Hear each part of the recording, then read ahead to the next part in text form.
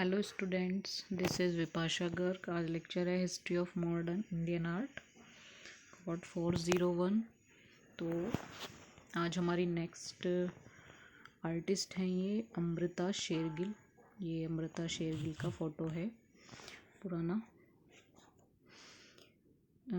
इसमें आपके टॉपिक्स हैं जन्म एवं शिक्षा, लेखन कार्य, विवाह, चित्र एवं चित्रों के विषय, 5th पुरस्कार, 6th प्रदर्शनी, 7th चित्र संग्रह, 8th मृत्यु। ठीक है, 8 टॉपिक हैं आपके इसमें अमृता शेरगिल में।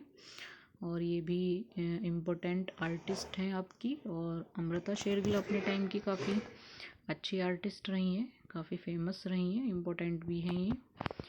तो इनके पहले हम जन्म एवं शिक्षा के बारे में डिस्कस करते हैं अमृता शेरगिल के।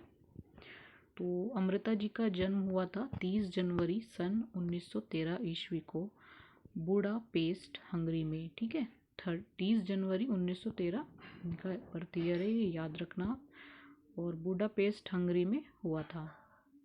इनके जो पिता थे उनका नाम था सरदार उमराव सिंह। ठीक है, और ये सिख थे, जमींदार थे, भारतीय सिख जमींदार थे ये। ठीक है, इनके पिता सरदार उमराव सिंह भारतीय सिख जमींदार थे। और माता जो थी इनकी वो मारिया अनवानेत गोरेसमन, ठीक है, हंगेरियन थी और ओपेरा की सुप्रसिद्ध कलाकार थी। मतलब इनकी जो माता थी वो कलाकार थी और सुप्रसिद्ध थी, ओपेरा की सुप्रसिद्ध कलाकार थी वो। अमृता का भारत आगमन सन 1921 में हुआ। यानी जो अमृता शेरगिल जी थी वो जो भारत में जो वो आई थी तो वो 1921 में आई थी। और सन 1929 ईस्वी तक वे शिमला में रही। 29 तक फिर वो शिमला में रही थी। और अपनी कर्म भूमि के प्रति पूरी निष्ठा निभाते हुए यहाँ की प्रकृति और जनजीवन को अपने चित्रों का इन्होंने विषय बनाया था। यानी जो उनकी जो कर्म भूमि थी उसके प्रति वो बहुत निष्ठा निभाई थी उन्होंने। और वहाँ की जो प्रकृति थी, जनजीवन था जो, तो उन्होंने अपने चित्रों का विषय बनाया था।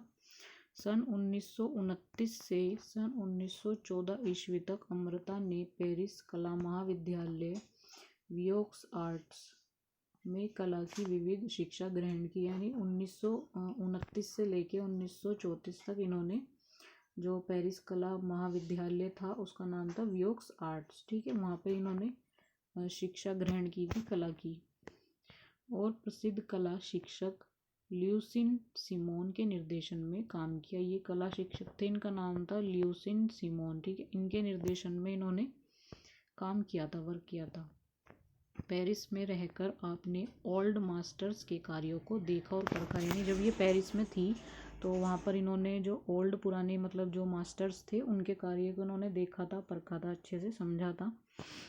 यूरोप भ्रमण के दौरान पिकासो, बार्क, मातिस और गोगा के चित्रों से प्रेरणा ग्रहण की। जब ये यूरोप में गई थी, वहाँ का जब इन्होंने दौरा किया था तो तब वहाँ पे जो पिकासो थे, बार्क थे, मातिस थे, गोगा थे, ये चारों आर्टिस्ट हैं फेमस। इनके चित्रों से इन्होंने प्रेरणा ली थी और उसको ग्रहण किया था। गोगा को ताहिती कला ने अमृता को सर्वाधिक प्रभावित किया। यानी जो गोगा थे उसको जो ताहिती कला थी उनमें अमृता को सर्वाधिक प्रभावित किया था। सन 1934 में भारत लौटने पर इन्होंने शिमला के समीप हो समर हिल्पा छोटा भा स्टूडियो बना लिया। मतलब 94 में भारत जब ये लौटे थे तो इन्होंने शिमला के समीप समर हिल्पा छोटा स्टूडियो बना लिया था। भारत में अमृता को नंदलाल एवं रवींद्रनाथ टैगोर की कला ने भी प्रभावित किया। मतलब भारत में जो अमृता है उनको नंदलाल और रवींद्रनाथ टैगोर की कला ने प्रभावित किया था। नेक्स्ट है लेखन कार्य। अमृता की रुचि केवल चित्रकारों में ही न थी। यानी जो अमृता जी थी वो उनकी जो रुचि थी वो केवल चित्रकारों में ही नहीं थी, बल्कि उन्होंने समय समय पर लेखन कार्य भी किए। मतलब लेखन जो लिखित कार्य था वो भी उन्होंने समय समय पर अपने किए थे, जिसमें art and appreciation Indian art today एवं trends of art in India. ठीक है, पर आपने विचार भी लिखे, मतलब ये सब वो है, नाम है जिसमें इन्होंने अपने विचार लिखे थे। ठीक है, एक तो ये है जिसमें जो इन्होंने लेखन कार्य किए थे, एक तो आर्ट्स एंड एप्रिसिएशन, दूसरा इंडियन आर्ट टुडे और trends of art in India, मतलब इस पे इन्होंने अपने विचार लिखे थे, जिसे कला प्रेमियों ने सुनाया। यानी जो भी सारे कला प्रेमी थे सब ने उनको इनकी काफ़ी तारीफ की थी और इनको सराहाया था इस पे जो इन्होंने लेख लिखे थे। विवाह, अमृता ने अपने माता पिता की इच्छा के विरुद्ध ममेरे भाई डॉक्टर एंगन से विवाह किया।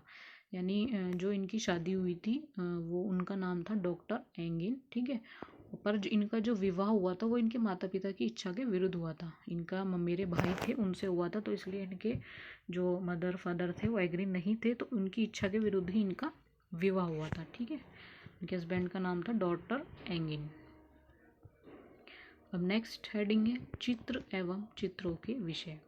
अमृता के मन में भारतीय जनजीवन के चित्रों के प्रति एक खास आकर्षण था। यानी अमृता के अंदर जो भारतीय जनजीवन थे उनके चित्रों के प्रति एक खास आकर्षण था। यानी जो इंडियन थे, जो इंडियन जनजीवन था, तो उसके जो चित्र होते थे उसके प्रति इनको आकर्षण था। आपने अपनी रंग में शैली में आम आदमी की पीड़ा को चित्रित किया। ठीक है, इनकी जो रंग में शैली थी उसमें जो आम आदमी की, मतलब जो नॉर्मल आदमी होता है, जो लोगों की पीड़ा होती है, जो दर्द होता है, तो उसको इन्होंने चित्रित किया था, उसको बनाया था, उसको चित्र के रूप में दिखाया था पेंटिंग्स में अपनी।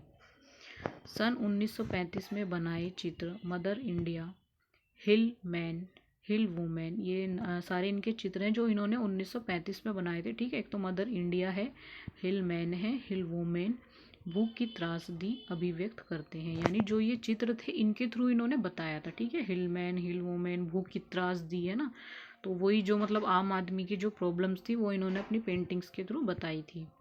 ठीक है, तीन बहनें, पोर्ट्रेट ऑफ माई फादर, केले बेचते हुए, हॉट जाते हुए, ब्रह्मचारी, गणेश पूजन, हॉट बाजार, वुमेन, ग्राम दृश्य, टी स्टोरी ऑफ टेलर, आराम, दक्षिणी भारतीय, हल्दी पीसती औरतें, सिख गायक, ये सारे इनके चित्र हैं।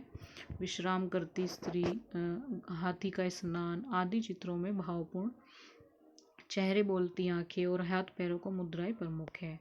आप कहा भी करती थी कला का संबंध आत्मा से है। यानी इनका कहना था कि जो कला है उसका संबंध आत्मा से है, और रियलिटी भी यही है। जो एक अच्छा आर्टिस्ट होता है वो उसका कला से संबंध आत्मा से होता है, कि आपके अंदर से जो विचार आप आते हैं, व्यक्त करते हैं, वो आप पेंटिंग्स के थ्रू दिखा सकते हैं। ठीक है, तो इन्होंने कहा था कि कला का संबंध आत्मा से है। बालिका वधू, अछूत बालिका नामक चित्रों में गोगा कोताहिती कला का प्रभाव दिखाई देता है। यानी जो बालिका वधू है, अछूता बालिका है, ये इनके चित्र हैं, तो उसमें गोगा कोताहिती कला का प्रभाव भी दिखाई देता है। इस प्रकार अमृता ने एक ही पद्धति से एक ही शैली के चित्र नहीं बनाए। यानी जो अमृता थी उन्होंने एक ही पद्धति से एक ही शैली के चित्र नहीं बनाए थे, है ना। यानी उन्होंने यूरोपीय तकनीक अपनाई थी। उसमें व्यक्ति चित्र, स्टिल लाइफ, उनका भी उन्होंने चित्रांकन किया था। अमृता के ज़्यादातर चित्रों में आकृतियाँ कुछ विशिष्ट, लंबी, पतले पतले हाथ पैरों वाली, विशाल नेत्रों, मोटे होठयुक्त चित्र हैं। यानी अमृता के जो मतलब मोस्टली चित्र थे तो उसमें क्या था, एक तो लंबी आकृतियाँ थी, विशिष्ट जो आकृतियाँ थी, पतले पतले हाथ पैर थे, है ना, और विशाल नेत्र थे, मोटे होठयुक्त जो चित्र ज़्यादातर चित्र थे। उनका भारत के प्रति रुझान देखकर उनके शिक्षक प्रोफेसर लूसियासियो के भी विचार थे। यानी जो उनका भारत के प्रति रुझान था उसको देखकर जो उनके शिक्षक थे, उनका नाम है ये प्रोफेसर लूसियासियो, ठीक है, ये नाम था, कि अमृता पश्चिम की चित्रकलाओं की अपेक्षा भारत के खुले माहौल में अधिक उन्नति कर सकेगी। यानी जो अमृता जी थी उन्होंने कहा था, उनके विचार थे कि वो पश्चिमी की चित्रकला की अपेक्षा वो भारत के खुले माहौल में ज़्यादा उन्नति कर सकेगी, ज़्यादा उन्नति कर सकती है। तो अमृता का स्वयं का भी यह विचार था कि कलाकार के रूप में भारत ही उनकी कर्मभूमि है और ऐसा लगता है कि मैं भारत में ही काम कर सकूंगी। यानी उनका खुद का स्वयं का भी विचार था। जो प्रोफेसर ने बताया उनका विचार तो था ही, पर उनका स्वयं का विचार भी था कि कलाकार के रूप में वो भारत ही उनकी कर्मभूमि है और वो भारत के रूप में ही काम कर सकेंगी। ठीक है, आज के वीडियो में इतना ही है, आगे का हम नेक्स्ट वीडियो में डिस्कस करेंगे।